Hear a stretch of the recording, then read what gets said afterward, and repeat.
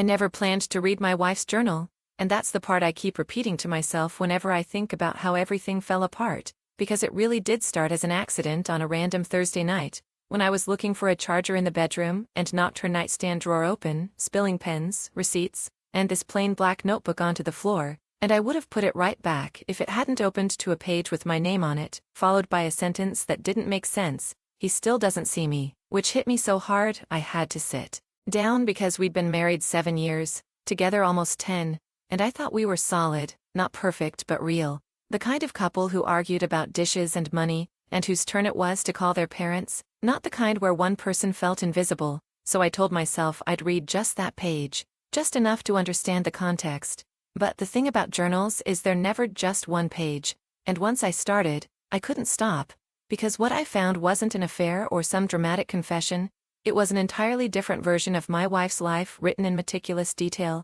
and late, people she met whose names I'd never heard, routines that didn't include me at all. And at first I assumed it was fantasy or therapy writing or some creative outlet, until I saw dates and times line up too perfectly with real memories, nights I remembered eating dinner alone, weekends she claimed were girls' trips, and then I found photos tucked between the pages, printed photos, not phone pics, of her in clothes I'd never seen her wear, standing in apartments that weren't ours, smiling in a way that felt unfamiliar, freer somehow. And the deeper I read, the more disturbing it became, because she wasn't describing herself as cheating or lying. She was describing herself as existing, like the life we shared was the performance, and this other one was the truth. And the worst part was how carefully she justified it, writing about how she needed a space where she wasn't someone's wife, someone's responsibility, someone who had to explain where she was going or why she was late, and how she'd started small at first, just walking different routes home,